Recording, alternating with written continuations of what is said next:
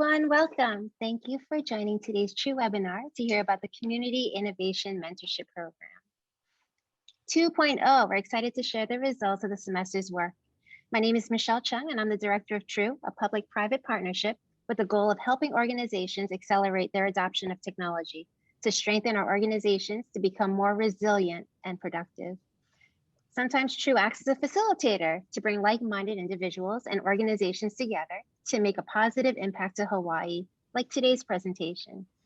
But at the heart of it, we enable collaboration, leverage each other's knowledge and experiences to help get the most out of technology and innovation, while creating an ecosystem where we can all support each other. Some days you're sharing solutions and some days you're benefiting from someone else's. And through it all, organizations in Hawaii strengthen through this collaboration. As you watch today's presentation, we hope you'll consider how you can adopt and be a part of the Community Innovation Mentorship Program.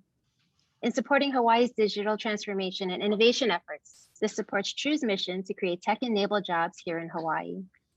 True is an initiative of the Hawaii Executive Collaborative. If you're interested to learn how you or your organization can be part of True, or to see other use cases or solutions, please visit us at hec.org/true or connect with me. Today's webinar is focused on the impact university, industry, and local government collaboration can have. We have a short agenda for you today. We'll start off with an overview of the CIMP program for those of you who are new to it, from an organization that created and piloted the program, Datahouse. Next, we'll ask our education partners to share their perspectives on the program. And following that, we'll hear from our students on the challenges, solution they developed. And lastly, we'll open it up to Q&A and have some closing remarks. So a few reminders before we get started. Feel free to send in your questions during the session through the Q&A function. We'll address them at the end of the presentation. It says the session is being recorded and will be made available. And at the end of the webinar, you'll have access to a survey so you can provide your feedback on this session.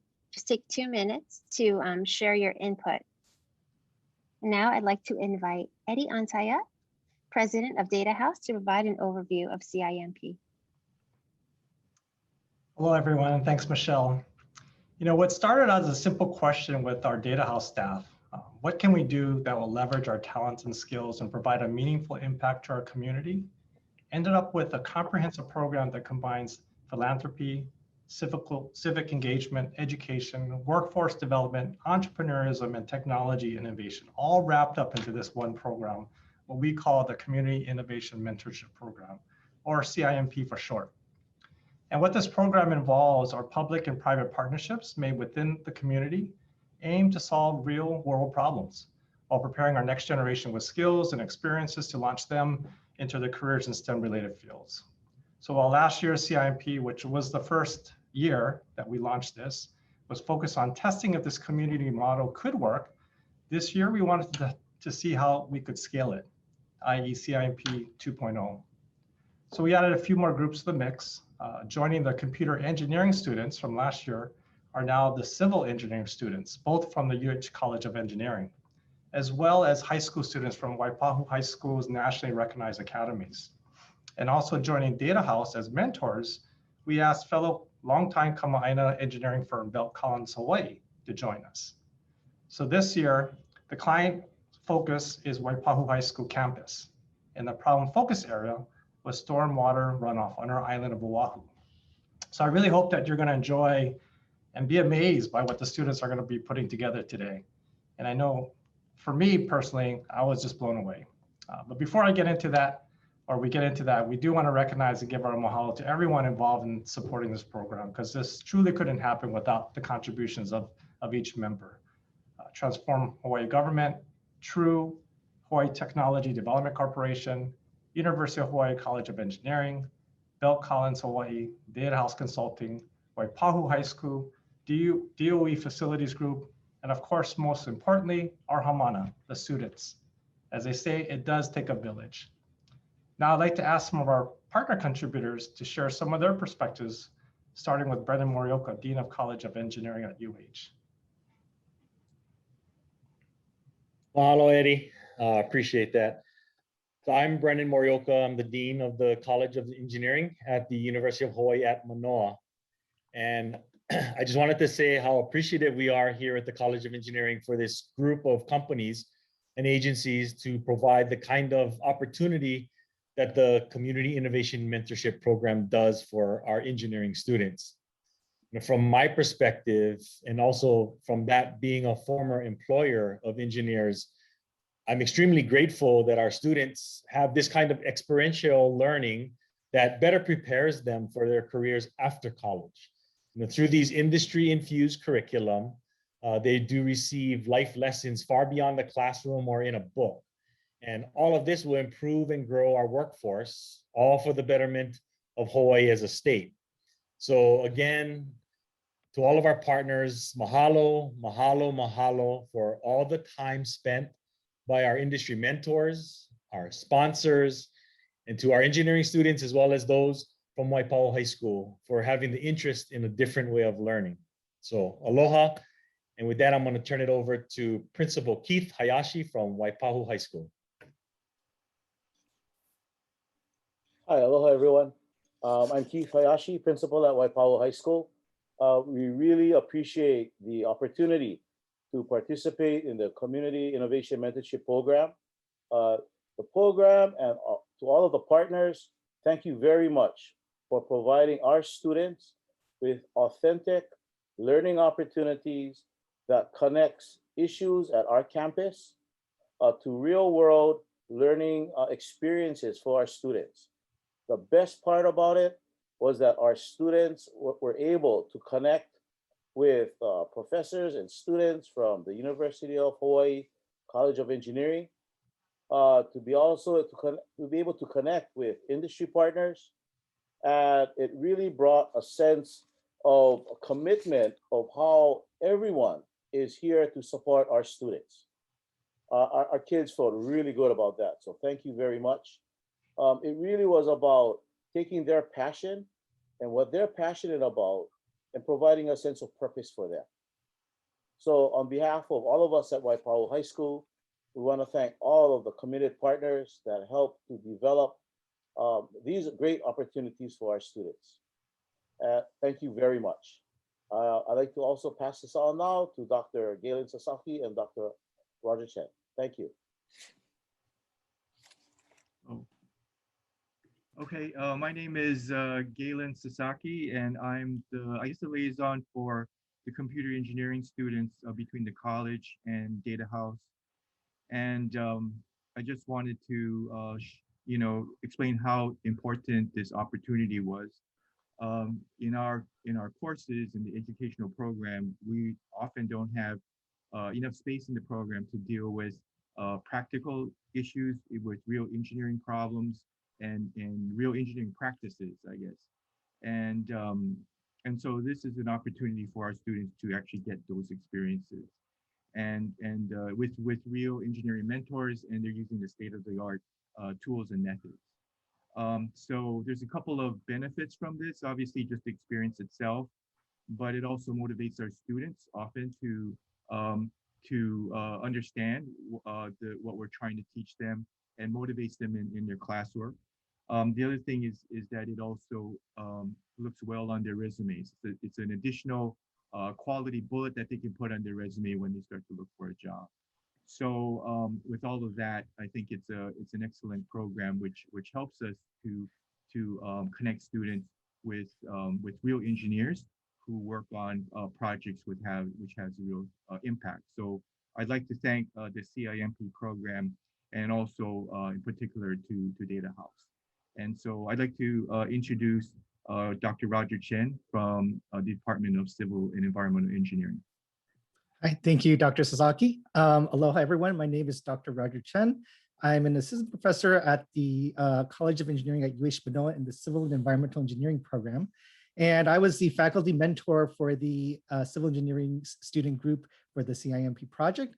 First, I want to underscore all of the points that Dean Morioka and Professor Sasaki and Principal Hayashi had brought up.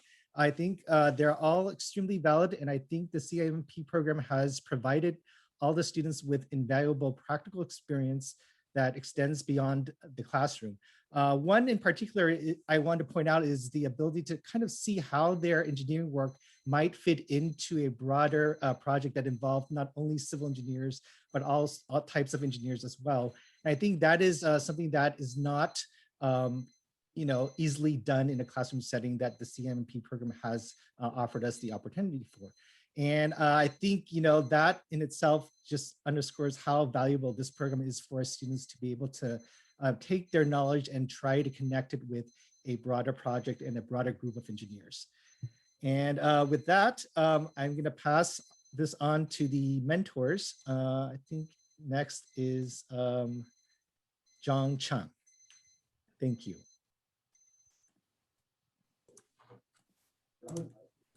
Hi, my name's Chung.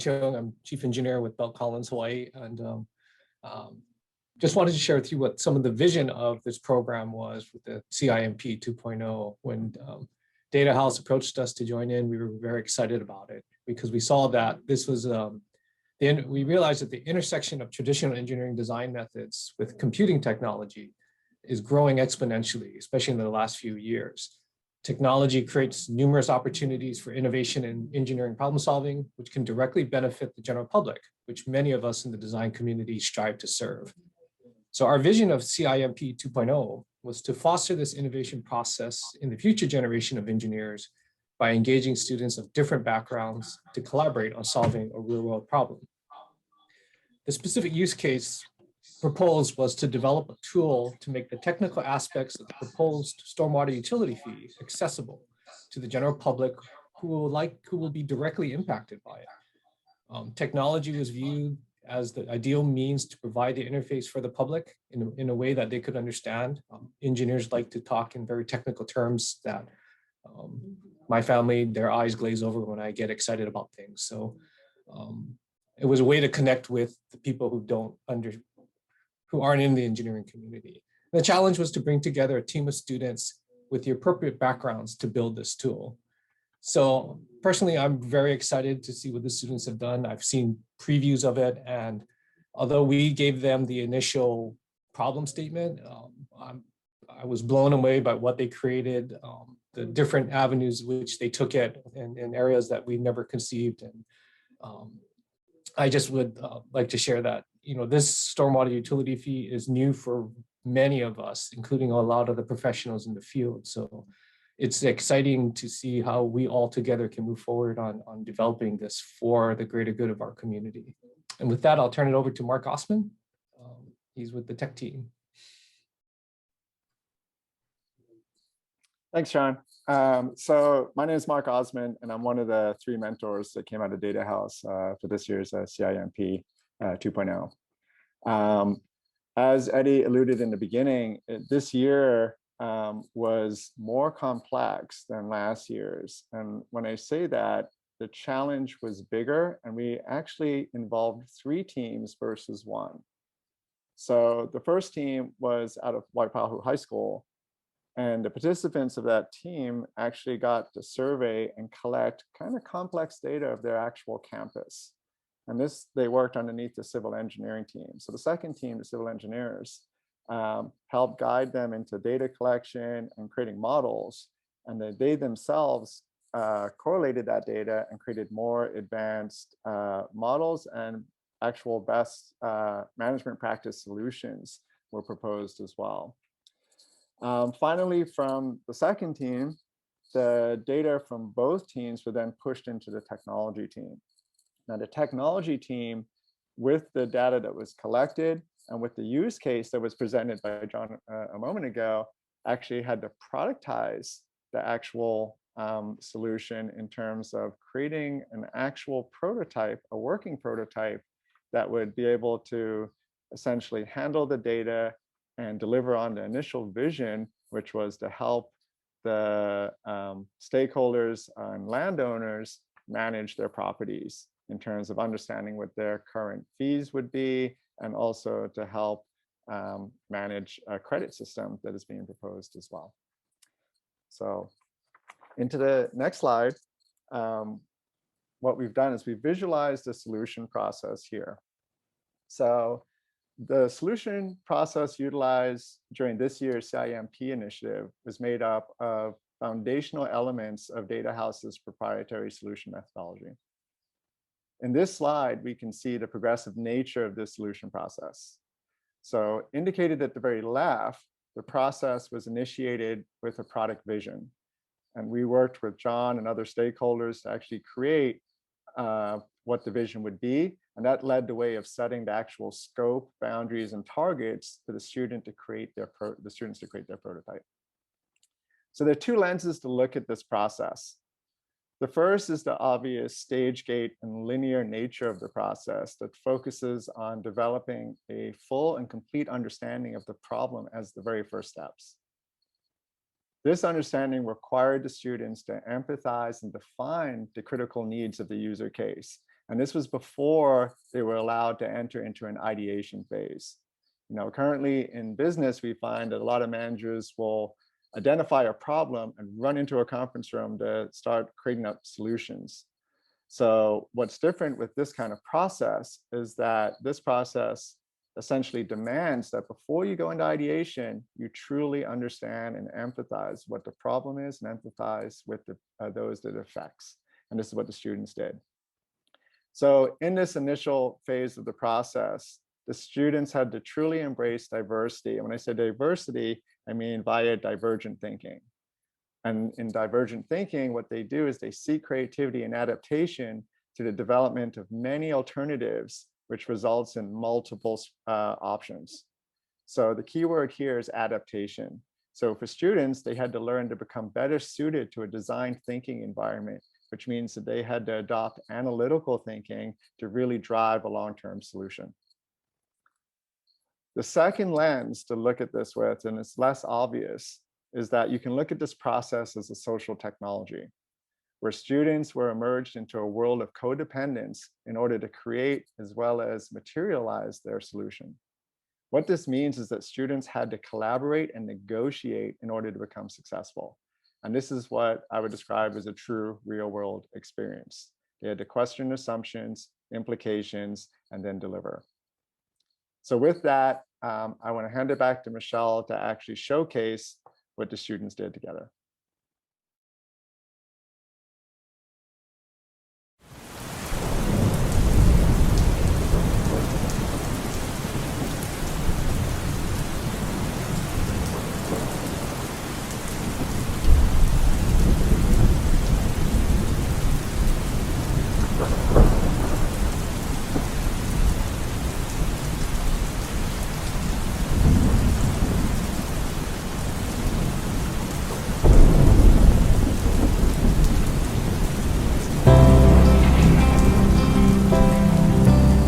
Our group, we went out into campus and we determined where exactly the storm drains were and their sizes and elevation with the ground. We wanted to do that because we wanted to see the overlay with the flow accumulation map in ArcGIS, which we would send to the civil engineering students. They would then determine if and where, what areas needed the most improvements. My task was to walk around the campus and take measurements on the dimensions of the drains to help us understand how it affected the area around it and the water flow. After we collected the storm drain data, we also collected parking lot data, like the dimensions, to see if engineers can plug in BMPs and also double check to see if the dimensions were correct. After we gathered all our data, we also used ArcGIS and a drone map to plug in all our data afterwards. We made them do various tasks. One of them was measuring out the parking stalls, as we didn't have a plan of the school online, so we made one ourselves. So we needed a 1-to-1 scale, and their measurement was to just ensure if it was scaled properly. We made them take a drone footage, and it helped us, or helped them with software to get arrows for the stormwater runoff, and that gave us a stormwater runoff map or runoff, and within that map we're able to see which areas would be populated with water, and that's where we would implement our BMPs. Some BMPs that we implemented there were R tanks, or like I said earlier, the infiltration trench, and their help was just made it easier for us to just figure out where exactly our BMPs could go within Waipahu High School. So during our time of the project, we also made 3 maps representing different key points of what we observed or what we plotted data from our field trip. In the first map, you can see blue circles and red lines. The red lines are high traffic areas where people walk on. They're all made of concrete, so it's not really much of a concern. But the blue areas are a concern because people still travel there. And since they're constantly traveling there, it ruins the terrain. So in Q quad, or the top circle, it's all mud because people are constantly walking there. So when it rains, all of the water that hits the ground puddles up and people just track mud across the campus. In front of the cafeteria, the gutters all collect right in front of the cafeteria. So when the cafeteria walkway gets crowded, people have to walk in the grass to get around them, which also ruins the terrain because people are walking there. The blue circle by E&F building is also another hangout. It's half mud, half grass, because during breaks, people will stand in that quad just talking and walking to class. The water doesn't get properly soaked in, so it just gets ugly. And it would make people want to either replace it with concrete, which would be the opposite of what this project is, to reduce the amount of runoff from concrete. So the blue areas would probably be areas that need to have their environmental landscape improved. The green on the map, a lot of people hang out there and it's muddy and wet. The purple is the cafeteria. Yellow is I building, and a lot of people hang out there, and I noticed like a lot of mud on the walkways. The blue indicates the admin building, and it's really muddy like around the building and the walkway. The next time it rains, we expect lots and lots of mud in these target areas.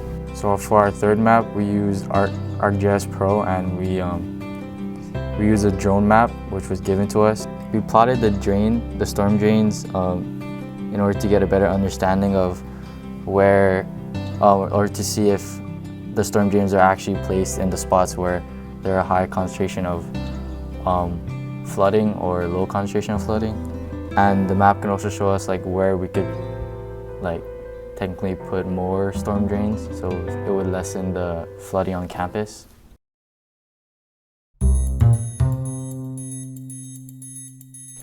The main goal in our design was to maximize the stormwater credit that Waipahu High School would receive when it is implemented. From our calculations and the BMPs that we designed, we would be able to increase the stormwater credit to 50%, which would basically cut the stormwater fee that the school receives in half. For the first slide for the civil engineering deliverables, we broke up the school into 6 different sections to calculate each drainage area, which would help us with later within the credits and breaking down the stormwater pathing.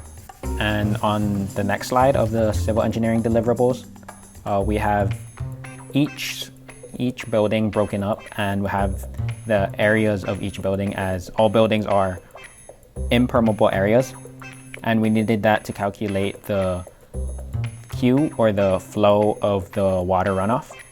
So on this table you can see that on the top we have the permeable areas, and then each building in Waipahu is labeled in letters, which is the A through Q, and we have also the admin building, walkways, and roadways and parking. And then at the end, that's where you can see the flows within each building areas. And for the next slide, we have the BMPs that we came up with, which was the R tanks, infiltration trench, permeable pavements, and added vegetations. So each is labeled and it's within the certain areas that correlate with with what Waipahu High School students gave us from the stormwater pathing, and then that's where we put the best management practices, or the BMPs, as it showed that that's the area that had the collection of the water pools. Lastly, for the civil engineering deliverables, we have the weighted credit, and as we saw earlier before, it was broken up into 8 areas, and we have the type of treatment within each of the areas, and finally how much credit each of the area is actually gaining, with our total credit being 51.23%.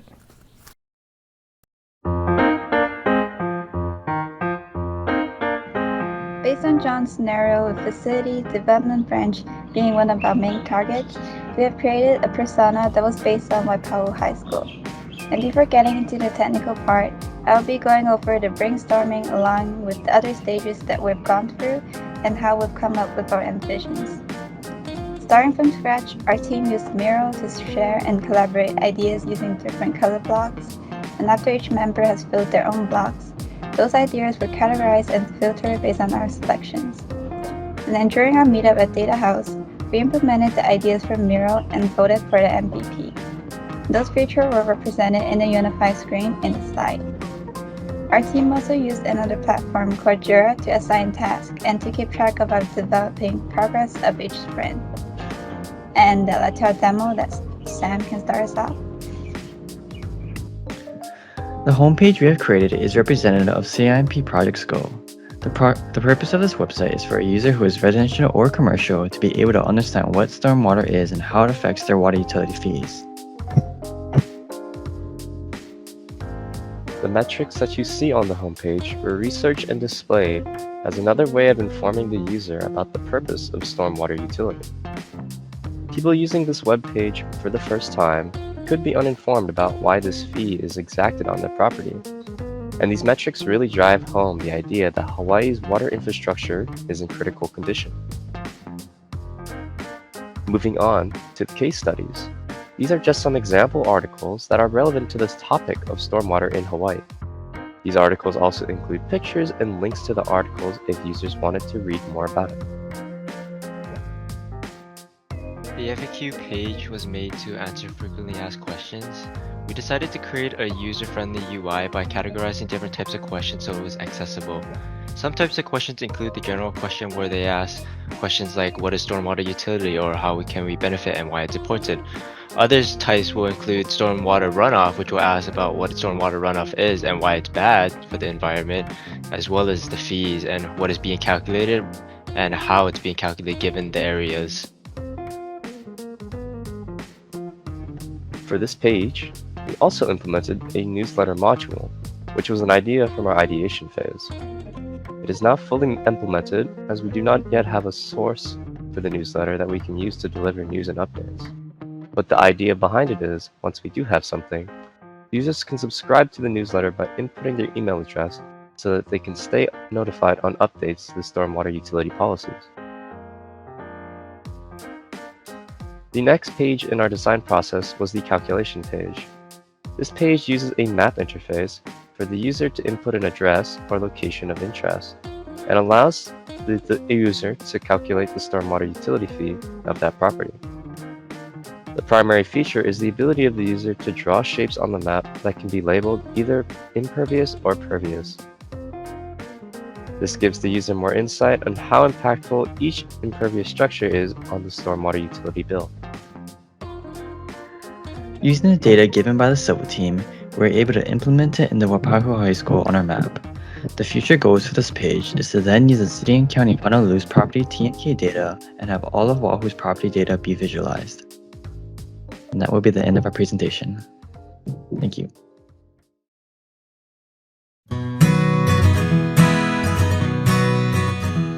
Overall, this was a great experience being able to work with teams from different areas and to implement our ideas from nothing to a complete prototype. And I'm really proud of our product and enjoy working with everyone.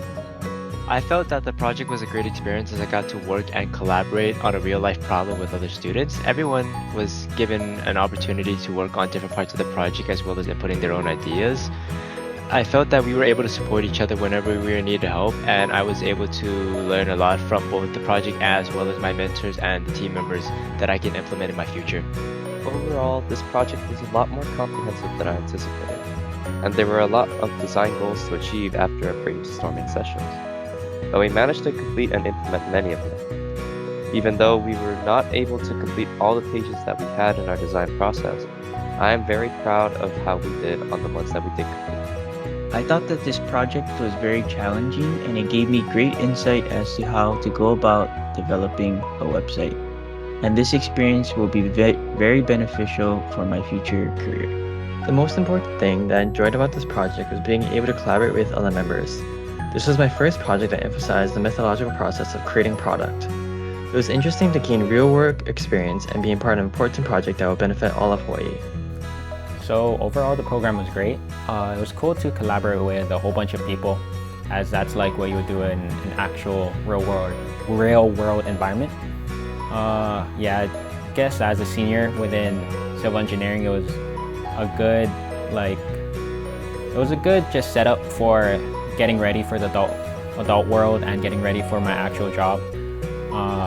It was just very interesting to just collaborate with a whole bunch of people, with the Waipahu High School team, with the IT team, and just to see how we can each help each other out with the data that we collect and come up with like the things we would need for Waipahu High School for the design or for calculating the impermeable and permeable areas like the IT did. It was just a really fun project to do and something different from the other senior projects that I've seen. My final thoughts in this CIMP is that I was able to work with the Waipahu High School students as well as the tech team, and we were able to collaborate together to solve a problem that Hawaii is facing and also get real-world experience in doing solving like a real problem versus in our classes we just solve theoretical problems. So it was nice to get that type of exposure and learn about those things. Also, from this experience, I didn't realize that runoff and the freshwater supply in Hawaii is such a big issue, but after doing all of these calculations, I realized that the runoff generated from the impervious surfaces has a very detrimental effect to the oceans and the rivers downstream. And also that as our population increases, we are going to eventually run out of fresh water if we do not replenish those resources. Before the start of the program, I didn't really think of like where rain or like water would actually go. I just know it would probably end up in the ocean somewhere. But I didn't really get a good sense of knowledge of how it could really affect like not just the state but everyone as a community. I think this program was great. I think it gave me a good amount of experience as to what civil engineers do, and I personally enjoyed it. I think it was really interesting about what we did and how we did it. Throughout the project, I thought it was pretty interesting that schools were beginning to be fined for the amount of runoff that they had. So I thought that with like budget cuts or maybe like school funding, I thought that having to be fined for runoff is pretty expensive, I guess. So I think that this problem is pretty important, especially for Waipahu or maybe like windward side since they get a lot of rain. So this could be definitely an interesting project that other people could invest in.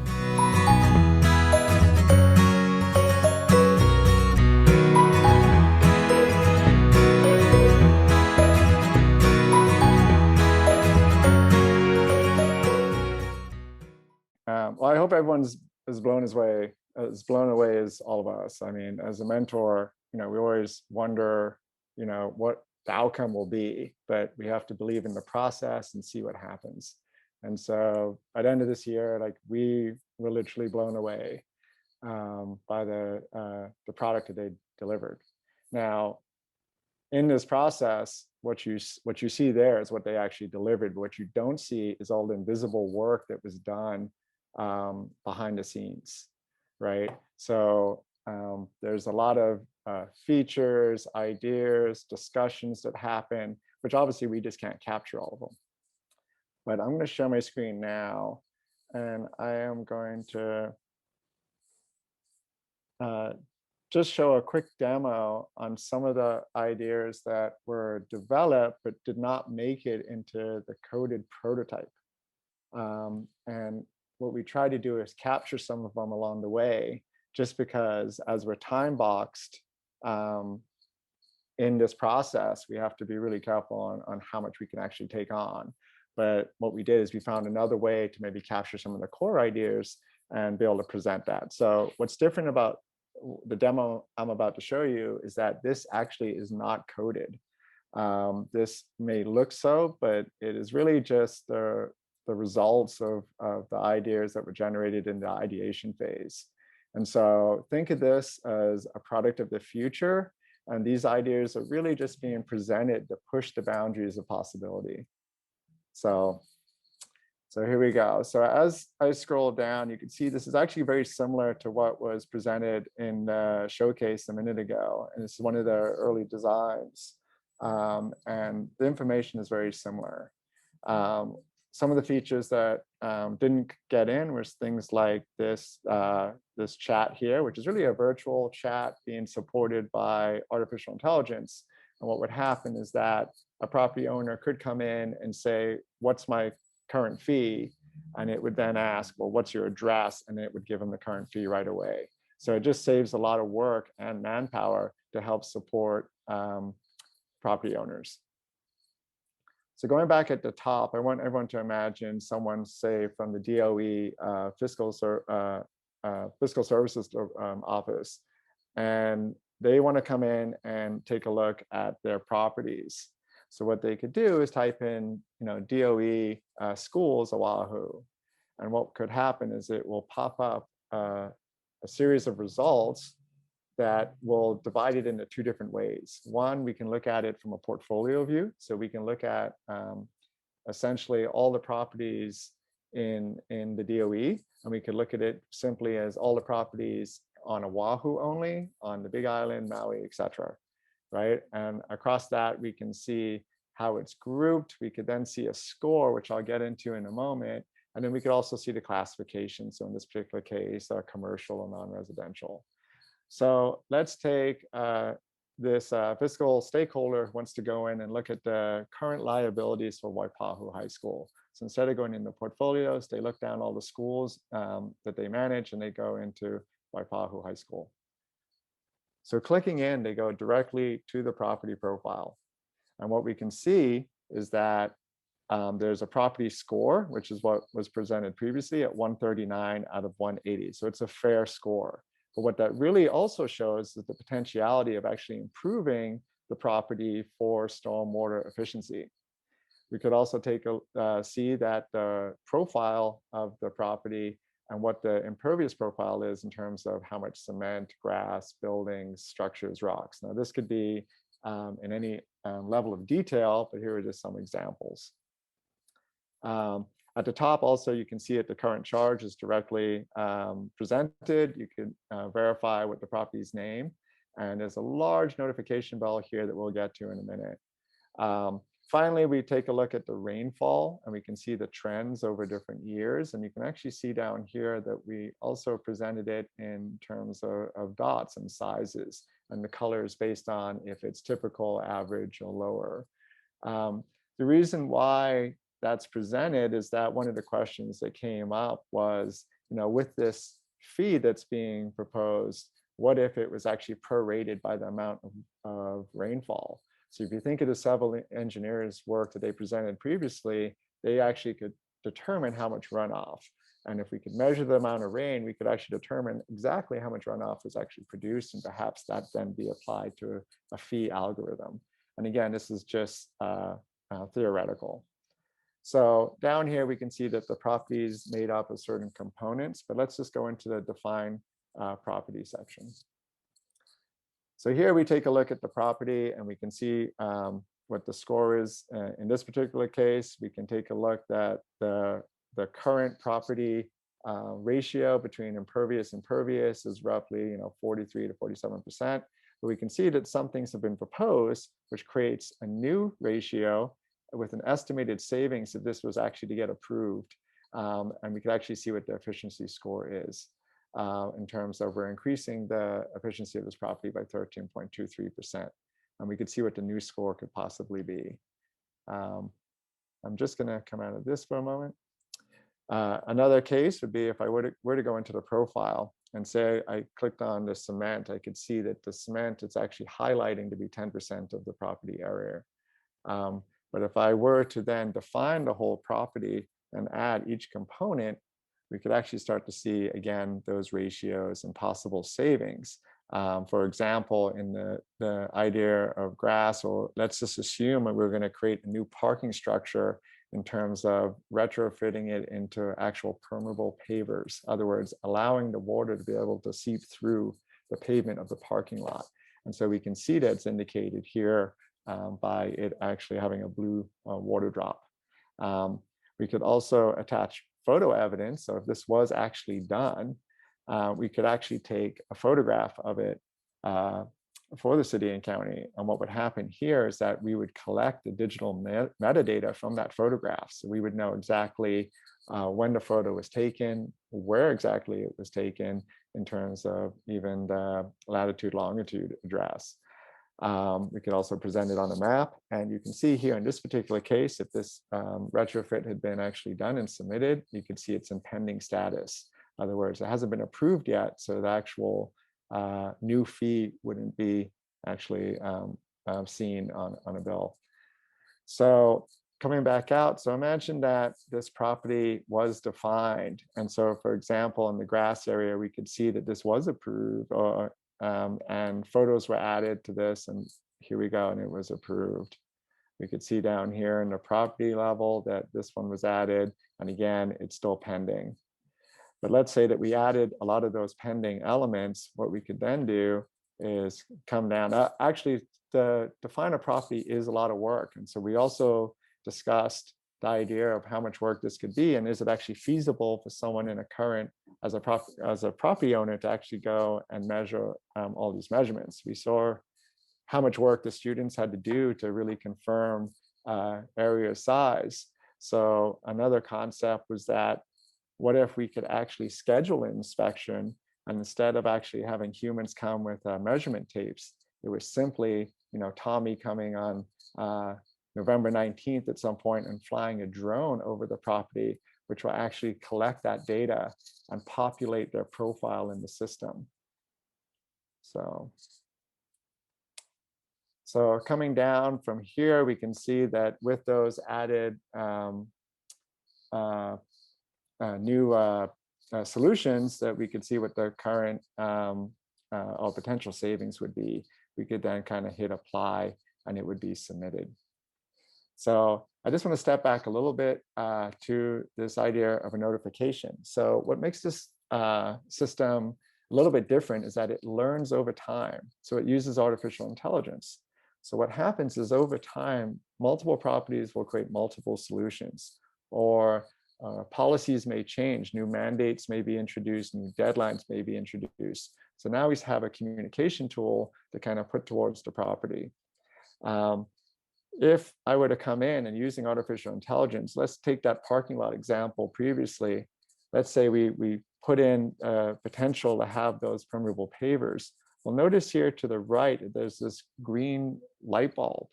And what that is the system actually saying that, okay, I now recognize that that's a parking structure, and I've developed a potential solution for you in terms of how to improve that one. So if I were to click on that, it would actually present the solution that the system has generated for you to improve your profile. So here it's showing an upflow filter. It's giving you the information. You could right off the bat get a quote. You see the estimated or potential savings with this solution, and what the potential score to your profile would be. What gets a little bit more sophisticated, like I said, the system learns over time. But if we then clicked on solution history, we can now see all the different properties that the solution's actually been implemented. And it just so happens in this particular case, a lot of these are in the existing portfolio of the DOE.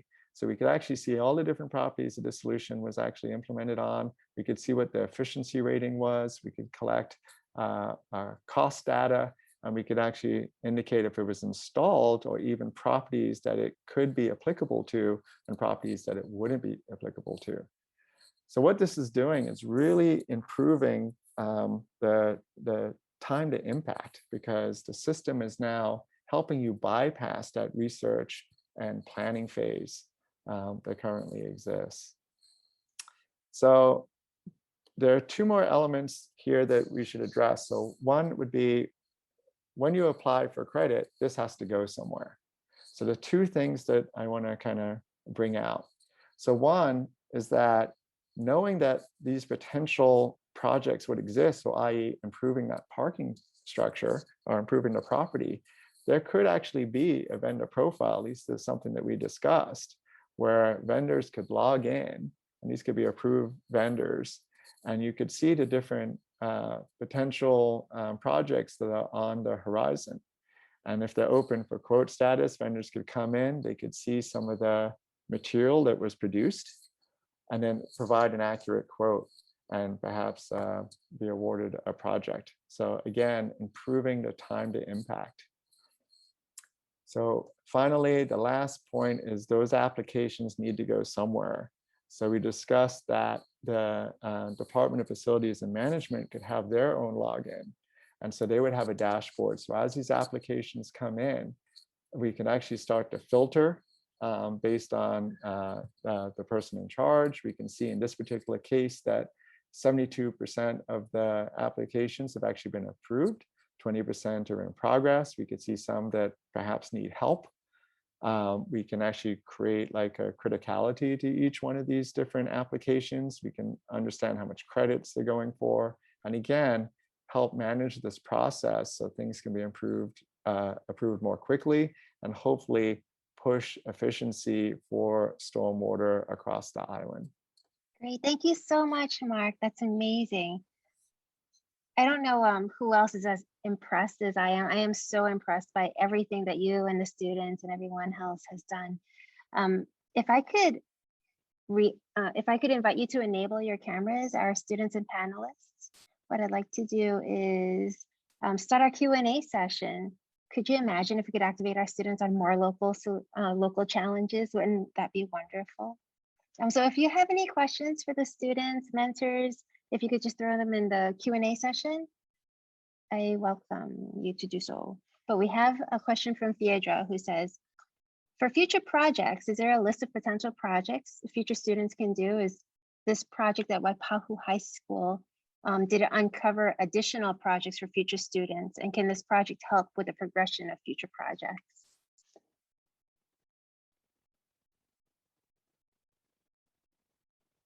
Maybe our mentors, any thoughts on that? Well, we don't currently have, at least that I'm aware of, a list of future projects, but we are asking for those who do have ideas or even suggestions to actually contact HEC.org and find out and propose what that could be. And if it's rather giving opportunities for students or actual challenges, we would like to hear both. I think this sets a good framework to move forward. There's a lot of, we've established a foundation to go forward and do a lot of different other collaborations with, students in other areas, and also even in the engineering side, there are many more problems that could be solved. Yeah, I guess for those kind of new to CIMP, and this is only the second time that we've done it, right? Second year or second semester.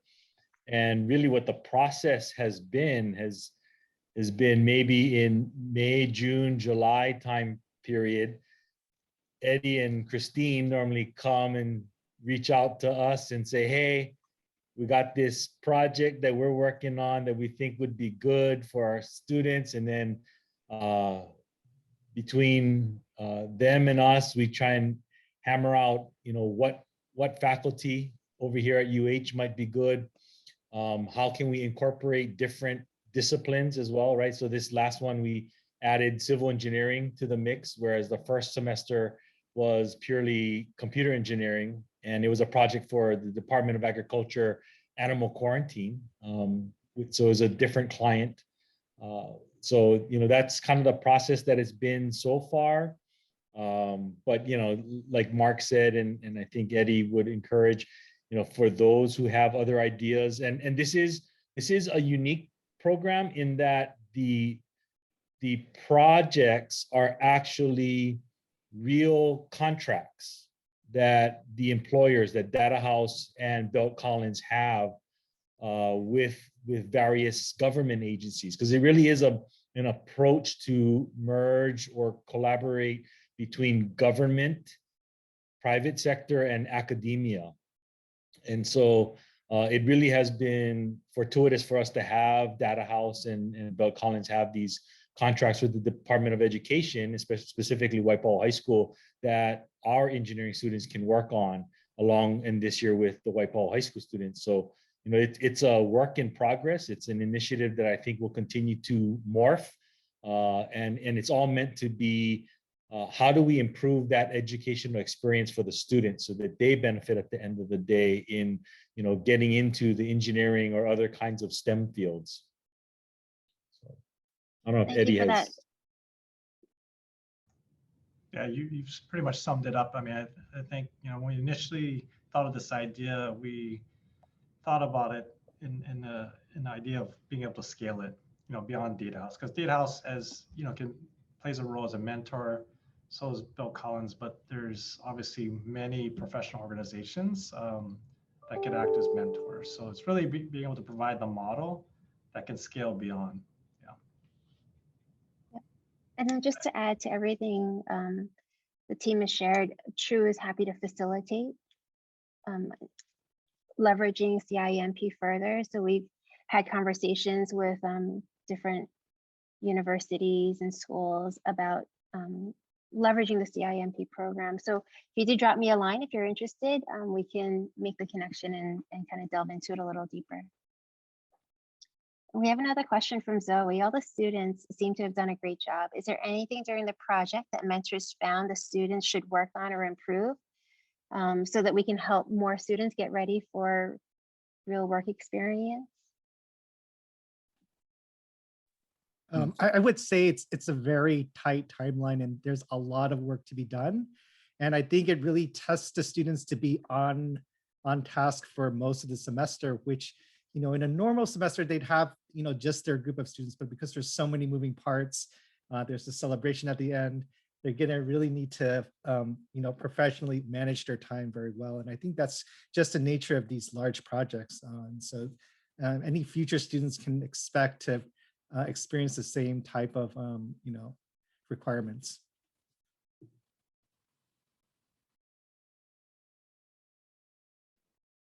Thank you. I have a question for the students. What's the most valuable thing you learned from your experience with the program? I think personally, it would be like the presentation skill for me, because in school we didn't actually have to present in a normally weekly basis. But when working on this project, we're able to we had morning meetings to report our progress. So that also remind us to be be committed and stay on task, to make sure you have everything stuff to present. And I think that is valuable things that I have.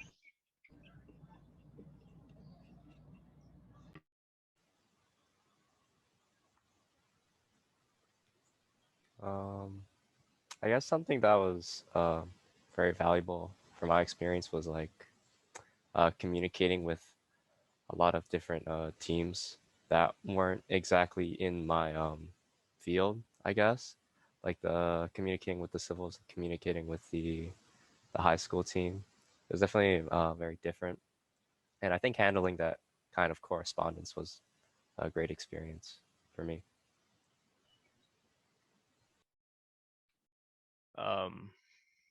I felt that the most unexpected outcome, I guess, was collaborating and teamwork with like different teams, like the computer and civil and high school team. And in school, and when we do labs and other projects and stuff, usually we would like collaborate with only like one or two other people to work on a code. But like collaborating with like four other people as well as like the three mentors that we had and the other teams was like an experience that you can't really get in school. So being able to apply that into real life and like our careers is an experience. Like it's a great experience. Mhm.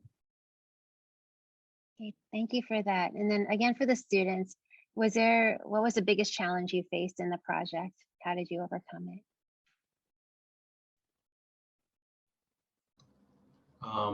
I guess the biggest challenge nowadays is the collaboration part was really cool, but I guess it's with especially with COVID, collaborating, but just through words, it's not as good as collaborating with in person, because I don't know, I'm more of a hand-to-hand person and more of an action person. So it's just harder to collaborate through words within this COVID time.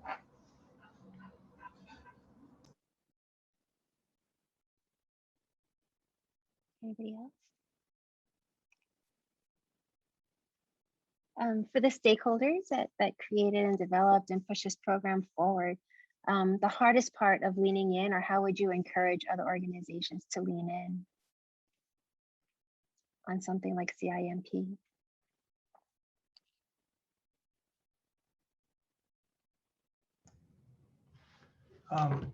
Well, I think, being a company that's been around for 46 years, it's really about looking beyond the next quarter results or the next year results. It's really about sustainability. And the reality is, we got to give in order to get, in my humble opinion. So I think, for other organizations, I really would encourage, participating in a program like this. And it doesn't have to look exactly like this, but it could be parts of it. And that's some of the things that Michelle's been working with other organizations.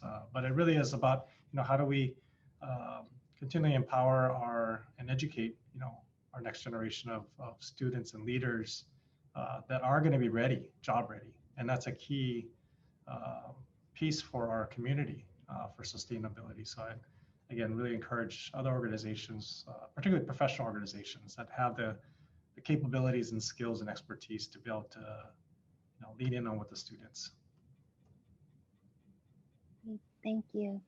Thank you all for the great questions. And again, for doing the CIMP program, the mentors, professors, stakeholders. Thank you all. I'd like to turn it over to Christine for some closing remarks. Thank you, Michelle. And congratulations to the students for such a wonderful job. And it was such an inspiring video. And it really gives me a lot of hope. And I think all of the stakeholders that were around when the CIMP was first created, who would have thought we'd experienced the pandemic together. And if nothing else, it has actually shown us the importance of community and the importance of collaborating and the necessity to do that across the stakeholder groups. I think CIMP was a little bit ahead of its time. It had a bit of a runway with CIMP 1.0 before the pandemic hit and into the pandemic. And Transform Hawaii government, it has been a part of this because we really advocate for and believe in an open, transparent, and accountable government that leverages technology to provide services to the community. And CIMP 2.0 is just a wonderful reflection of that. So I want to thank everyone for their participation, for the College of Engineering, Datahouse, True, the Hawaii Technology Development Corporation, the Entrepreneurs Sandbox, Belt Collins, Waipahu High School, the Department of Education, DBED, and the list goes on and on. And so I think the challenge and the call to the other stakeholders is really to come and join the community and collaborative that True helps to facilitate. And we hope that we can develop more of these opportunities for students in the future and really help Hawaii to thrive. Thank you.